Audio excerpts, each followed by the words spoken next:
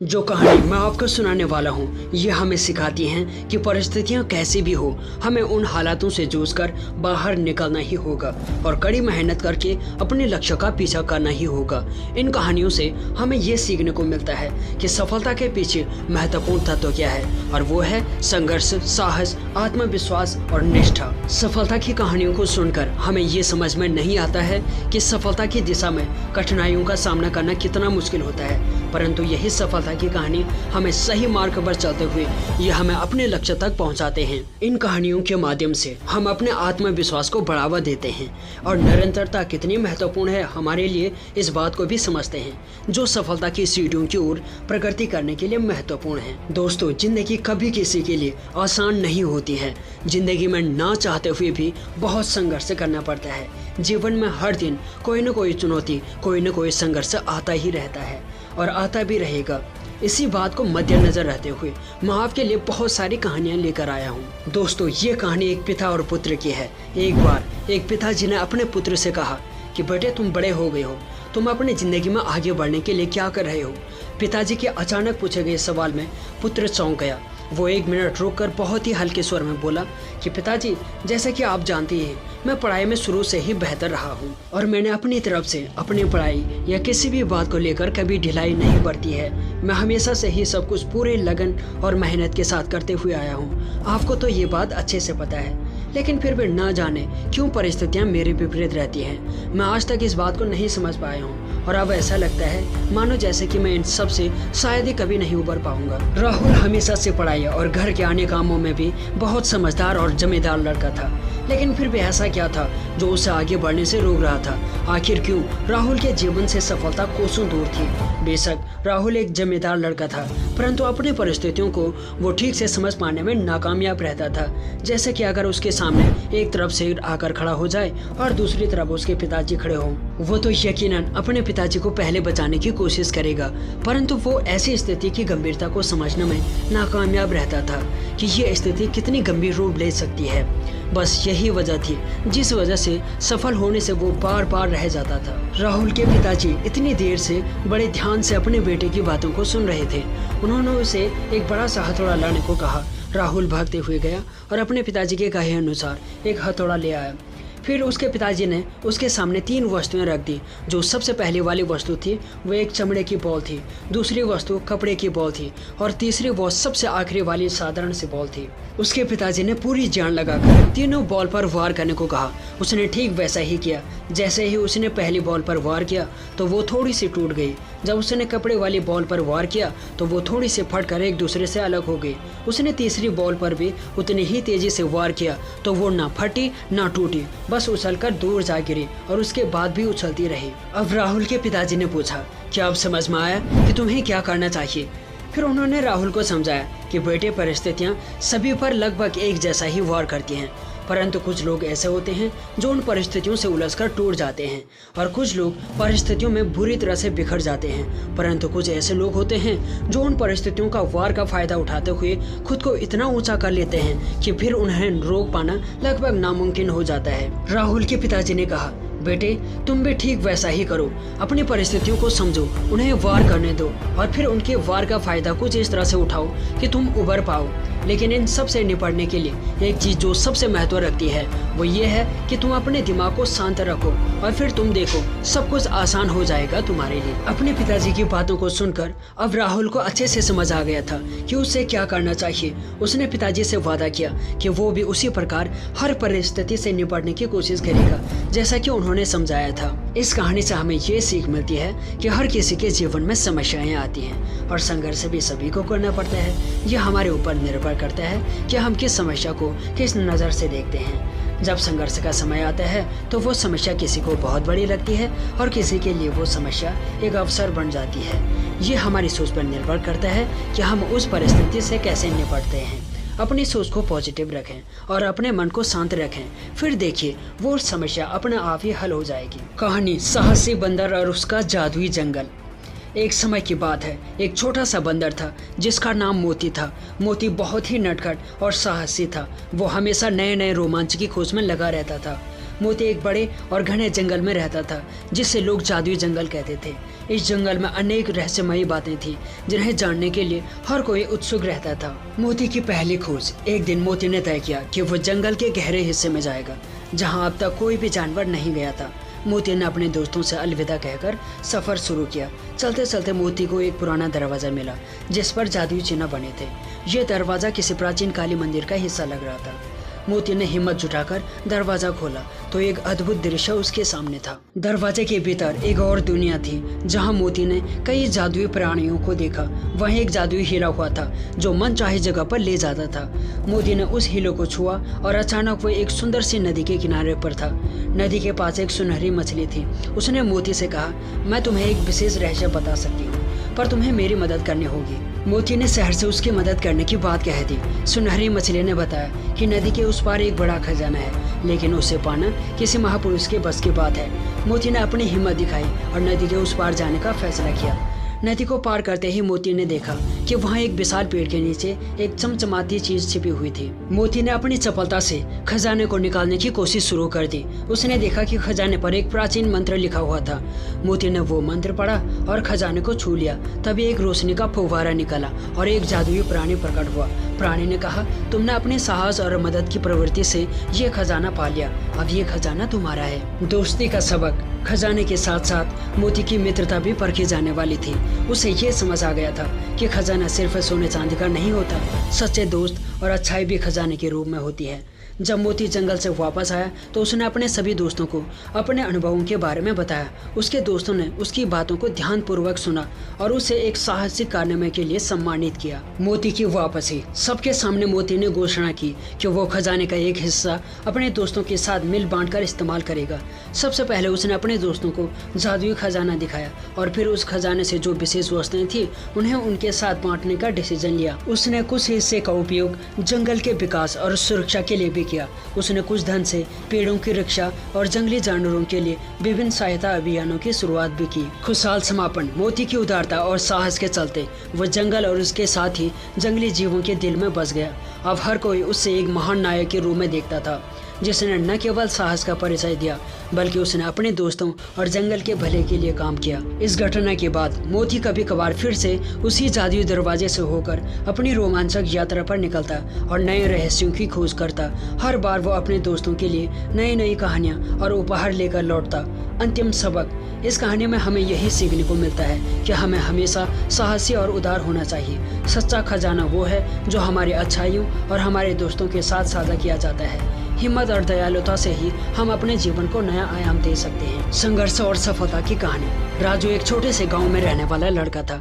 वो बहुत मेहनती और ईमानदार था, लेकिन उसकी आर्थिक स्थिति बेहद कमजोर थी। राजू का सपना था कि वो बड़ा आदमी बने और अपने माता पिता का नाम रोशन करे, लेकिन उसके परिवार की दैनिक जरूरतें पूरी करने में ही मुश्किलें हो रही थी। राजू के पिता एक किसान थे जो अपनी छोटी सी जमीन पर खेती करते थे और उसकी माँ घर के सारे कामों को संभालती थी। राजू का स्कूल गांव से 3 किलोमीटर दूर था।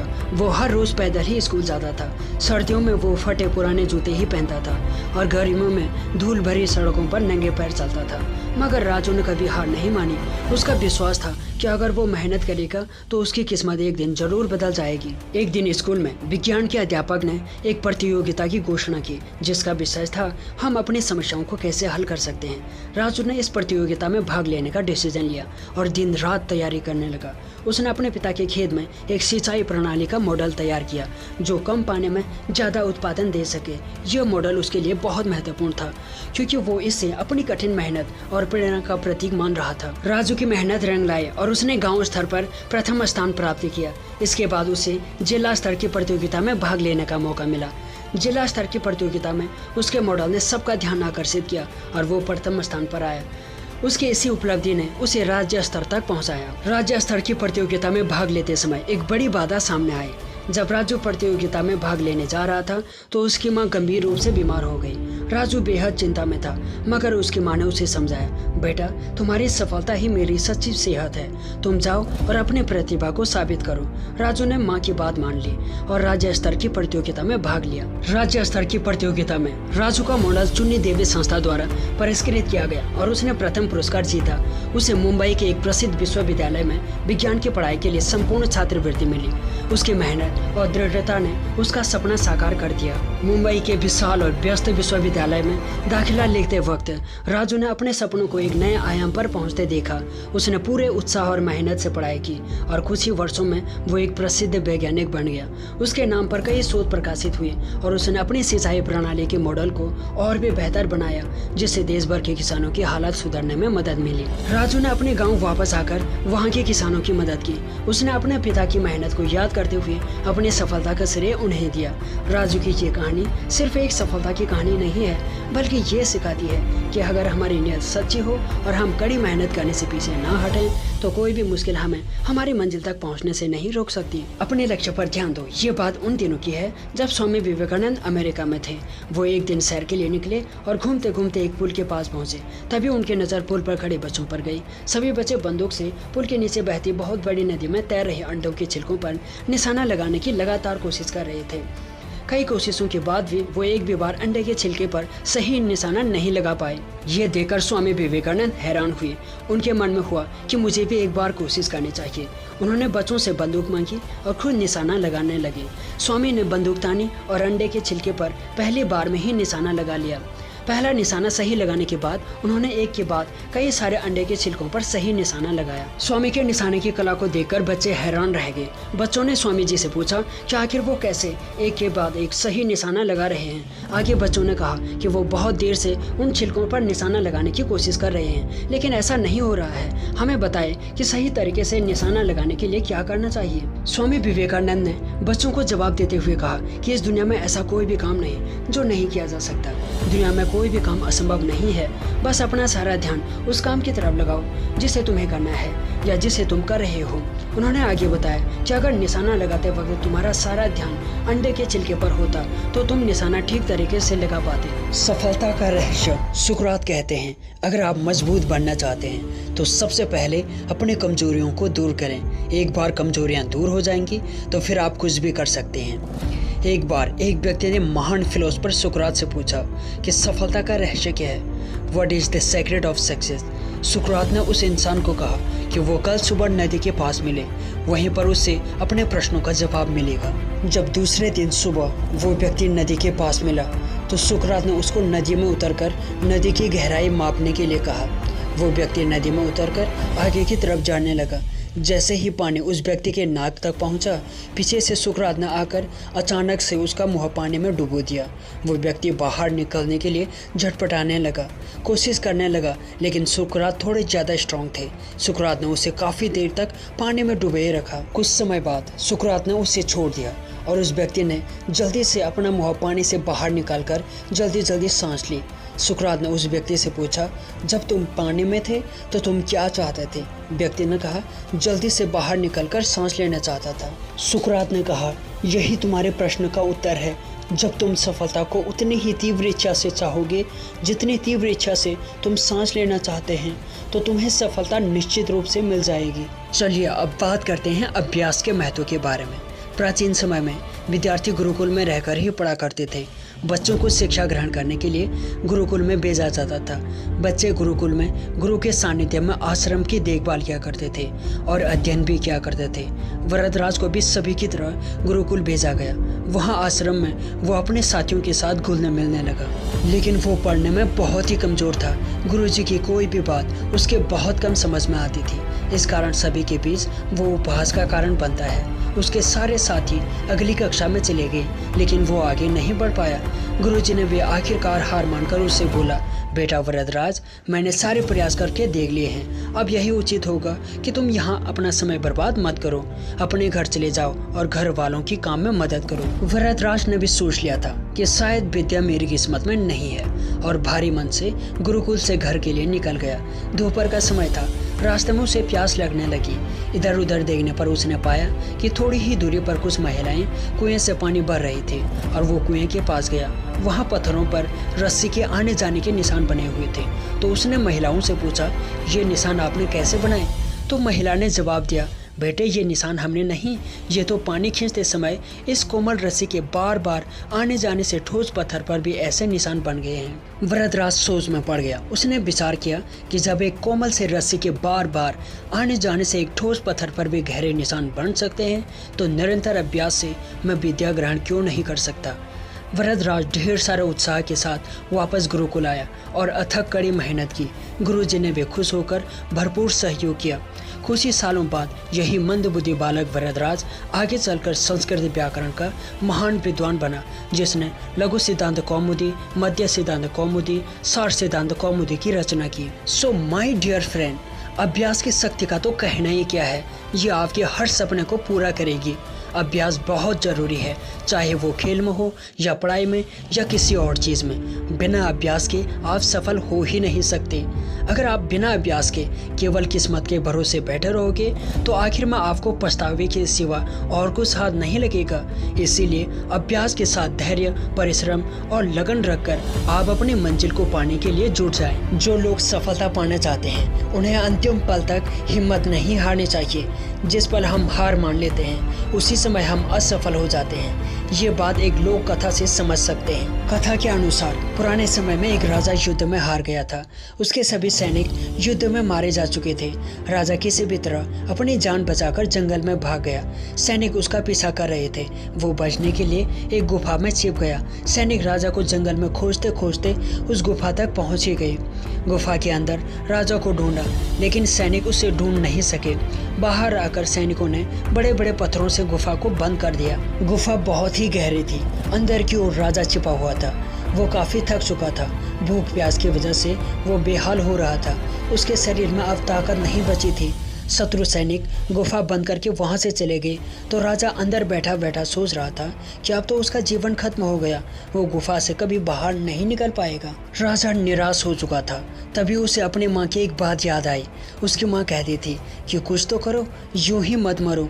ये बात याद आते ही राजा में फिर से ऊर्जा आ गई। उसने सोचा कि कोशिश किए बिना मैं हार नहीं मानूंगा। राजा ने गुफा के द्वार से पत्थरों को हटाने का काम शुरू कर दिया। कड़ी मेहनत के बाद राजा ने बड़े बड़े पत्थर खिसका दिए। किसी भी तरह राजा ने बाहर निकलने की थोड़ी सी जगह बना ली। राजा गुफा से बाहर निकला और अपने मित्र राजा के पास पहुंचा। मित्र राजाओं की मदद से उसने शत्रुओं को पराजित कर दिया और अपना राज्य वापस प्राप्त कर लिया। इस कथा की सीख यही है कि हमें सफलता मिलने तक हार नहीं माननी चाहिए। जिस पल हम हार मान लेते हैं उसी समय हम असफल हो जाते हैं।